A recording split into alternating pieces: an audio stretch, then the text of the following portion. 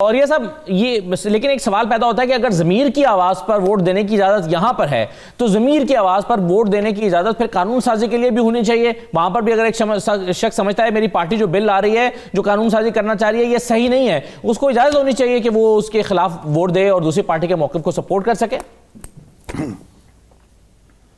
देखिए, ये पूरे का पूरा कानून जो है ना, ये बुनियादी तौर पर पार्टी लीडरशिप की डिक्टेटरशिप कायम करने के लिए बनाया जा रहा है।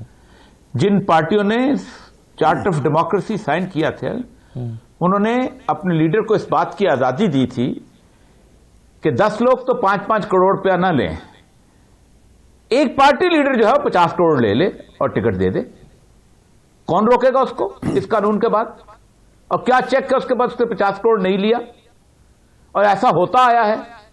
और ये कोई इंडिपेंडेंट इलेक्शन नहीं है। कोई शख्स 2 बंदों की नॉमिनेशन के बगैर इलेक्शन नहीं लड़ सकता। और वो बंदे कहां से लेके आएगा? वो इंडिपेंडेंट आदमी अगर एक लड़ना चाहता है, उसको पार्टी की कासलेसी करनी पड़ेगी, वो पार्टी के थ्रू आएगा। ये जो पार्टी के जो चार्टर ऑफ डेमोक्रेसी साइन ही इसलिए हुआ था कि to impose the dictatorship of the party leadership. गला घूंट दो, बोल कोई ना सके। देखिए, करप्शन करनी है ठीक, तो आप बंदे ठीक चुने, आप लोगों को का इंतखाब ठीक करें।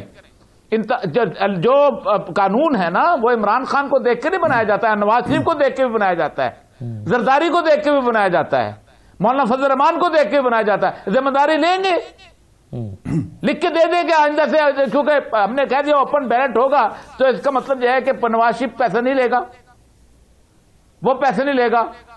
मसला सारा यह है, अभी ट्रंप का वोटिंग हुई है, आप मुझे बताइए कितने लोग डिफेक्ट करके उधर गए हैं? बुनियादी तौर पे डेमोक्रेसी जो है वो फ्री। अच्छा, एक बंदा वोट दे देता है, आप मुझे बताइए, आपके आप पॉलिटिकल कल्चर को देखें। यहां पर हालत तो यह है कि यहां पर तो अगर कोई तर्जमान जो है इधर उधर बोल जाए किसी का, तो उसके लिए जान के दाए तो पूरा वोट दे रहे हैं। लेकिन सर देखिए, पार्टी मामला यह है कि जहां पर हमारे अखलाकी जो तकाजे हैं वो पूरे नहीं होते, या कोई अखलाकियात पे पूरा नहीं उतरता होता, तो कानून आता है। मिसाल के तौर पर हम अखलाकी तकाजा ये इशारा ना काटें, लेकिन हमें लगता है कि कई लोग ऐसे हैं जो इन अखलाकियात पे पूरा नहीं उतरते, अमल नहीं करते, तो फिर वो इशारा काट देते, कानून बनाना पड़ता है। अब यहां पर शाह साहब की राय यह है कि अखलाकियात को प्रिवेल करना चाहिए। असद, मैं स्टूडेंट ऑफ लॉ कहता है कि कानून जो है ना, law stems out from the norms and the morals of the society. कानून लोगों की अखलाकियात, रस्म और रिवाज से जन्म लेता है, और जब वो जन्म लेता है इसका मतलब कि अखलाकियात मौजूद होती हैं। कानून उस वक्त आता है जब मिसकैरेज ऑफ जस्टिस की सूरत हाल होती है। अच्छा, आपने मुझे इसका रास्ता बता देना कोई एक, कि एक आदमी है, उसके बाद उसका 4 वोट हैं सिर्फ उसकी पार्टी के, और वो पार्टी का लीडर भी है, छोटी सी पार्टी है उसकी। आप मुझे बताइए कि वो पार्टी जो है 4 बंदे पैसे नहीं लेंगे। आप मुझे बताइए आपका कौन सा कानून है जो कहेगा कि उसको वो पार्टी लीडर जो है वो नहीं लेगा? एक तो ये चीज है। दूसरी चीज ये है कि एक आइन बनाने वालों ने एक रास्ता रखा कि 2 ऐसे मौके हैं जहां आप डिफेक्ट नहीं कर सकते। एक चीफ मिनिस्टर, प्राइम मिनिस्टर का वोट जी, और दूसरा जो है आप बजट के ऊपर जी। उसके अलावा दुनिया में हजार गलतियां होती हैं पार्टी लीडरशिप में। एक पार्टी लीडरशिप, पार्टी की जो कोर लीडरशिप है, वो गलत कानून भी दे सकती है, और एक और आदमी है जिसकी अक्सरियती राय नहीं। ये है जमहूरियत जी, कि उसको फ्लोर ऑफ द हाउस में बोलने और वोट देने की आजादी हो। ये है जमहूरियत। और पार्टी के अंदर तो बात बाहर नहीं निकलेगी। जब वो फ्लोर ऑफ द हाउस के आके बात के कहेगा कि मेरी पार्टी की लीडरशिप ने यह कानून गलत बनाया है, मेरे पास ये जस्टिफिकेशन मौजूद है खिलाफ बात करने की, तो दुनिया पूरी उसके जज होगी।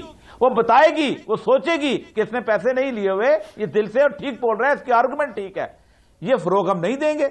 हम असल मतलब पता क्या है, ये जो पार्टी सिस्टम है ना दुनिया पूरी के अंदर, ये डिजाइन इसलिए किया गया था कि एक पूरे का पूरा कॉर्पोरेट स्ट्रक्चर जो है वो 6.8 बिलियन डॉलर ओबामा को दे, वो इलेक्शन जीते, 8 बिलियन डॉलर जो है ट्रंप को दे, वो जीते, सरकोजी को दे, वो जीते, पार्टी की डिक्टेटरशिप कायम हो। तो आप समझते हैं कि ये ओपन बैलेटिंग वाला कानून नहीं लाना चाहिए, राइट सर? लेकिन प्राइम मिनिस्टर ने भी आज इसका जिक्र किया। अगर सुनवा दें मुख्तलिफ, फिर मैं और साहब की राय लेता हूँ। बता दीजिएगा प्राइम मिनिस्टर क्या कह रहे हैं इस पर। मुबारक मैं चीफ मिनिस्टर साहब आपको और फिर आपकी जो टीम है, चीफ सेक्रेटरी और आईजी पंजाब, जिस तरह आपने ये बड़े बड़े कब्जा ग्रुप के महल गिराए हैं, मैं उसके लिए खास आपको मुबारक देना चाहता हूँ। मैंने बड़ा महल गिरते देखा, सबसे बड़ा लाहौर का कब्जा ग्रुप जिसकी पुश्त पे पिछड़ा वजीर आजम और उसकी फैमिली खड़ी थी, जो उनके होते हुए जमीन कब्जा हो रही थी, बल्कि उन्होंने उसको तहफ़्फ़ुज़ दिया। लोग कहते हैं ना तब्दीली क्या है, ये है तब्दीली। यहाँ तो औरिया साहब ख्वाजा साद रफीक पहुंचे, उनकी के साथ इज़हार यकजहती के लिए। मरियम साहबा चली गई कि ये सियासी इंतकाम लिया जा रहा है। कोई डॉक्यूमेंट नहीं चेक कर रहा कि उनके पास इसके डॉक्यूमेंट है भी नहीं। वो कहते हैं अगरचे मेरे पास मौजूद है, लेकिन हुकूमत कहती है कि उनकी ज़मीन है। नहीं है डॉक्यूमेंट्स, नहीं है डॉक्यूमेंट। ठीक है जी औरिया साहब।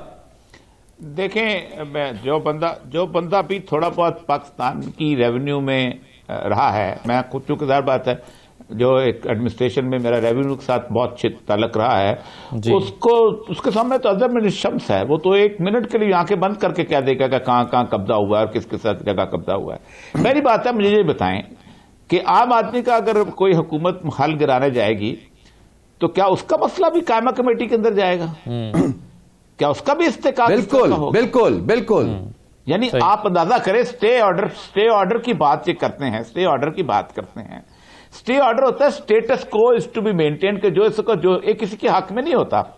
स्टे ऑर्डर ये होता है कि अदालत बुनियादी तौर पर यह समझती है कि अभी तक हकायक हमारे सामने नहीं आए कि क्या है, तो सूरत को लेकिन जब हकायक उसके सामने आते हैं तो फैसला जू का तू रखा जाए। उसमें यह होता है कि मेरा कब्जा है तो मेरा रहता है, मेरे से दुश्मन का कब्जा है दुश्मन का रहता है।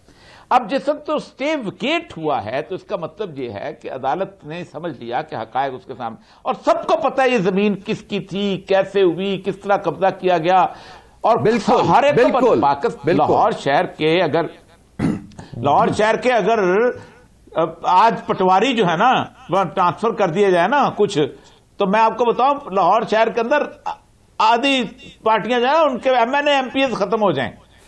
ये आप शेखुपुरा भी शामिल कर लें, लाहौर से बाहर थोड़ा सा निकल के यहाँ लगे हुए हैं, वहां पे भी ऐसे ही कब्जा जी हर जगह।